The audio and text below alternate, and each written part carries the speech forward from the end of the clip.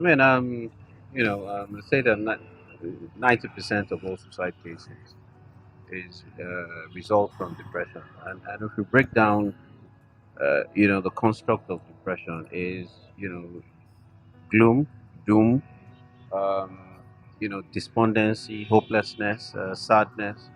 Um, you can't see any reason to live for, and going back to what Dr. Osaz has said, if you know the feeling, if you felt the feeling before, that's the only time that you can understand why the choice of death trumps the choice Of of life. life. You know, and for people out there that don't understand it, all you just need to think about is this, right?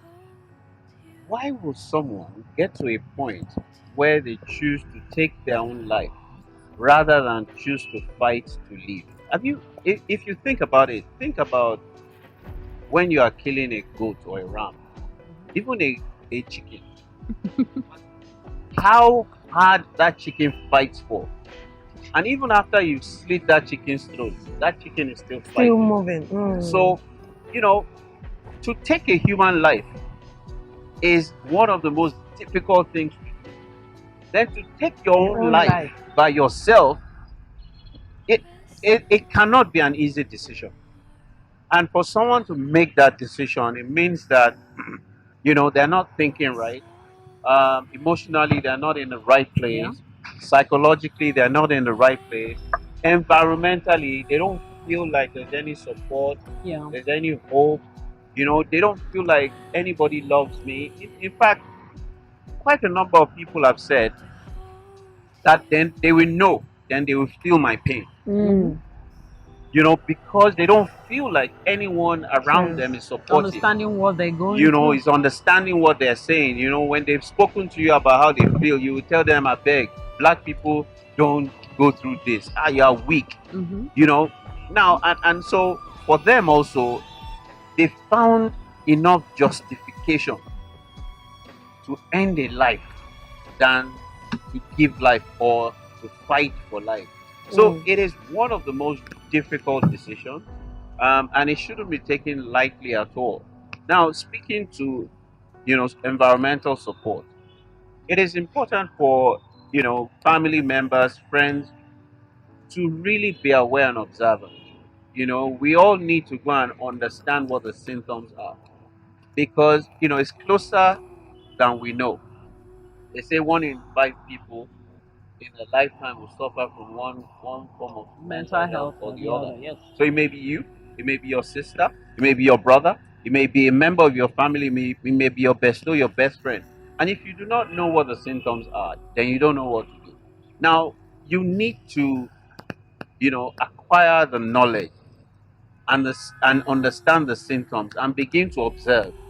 Because someone that is suffering from a mental health issue will not check themselves into a hospital. Mm-hmm. Very unlikely. It's not like when you have malaria or when you have high blood pressure, you start to feel uncomfortable. That person just wants to lock themselves up Mm-hmm. in a dark room. They don't want to eat. They just want to keep sleeping. Some of them can't sleep. They don't want to see anyone. They're not going to take your calls. So if you have a friend or a member of family that you keep calling and you observe that, that person no longer wants to pick up their phone. That person no longer wants to socialize. That person no longer wants to leave the room. That person is sleeping, unusually.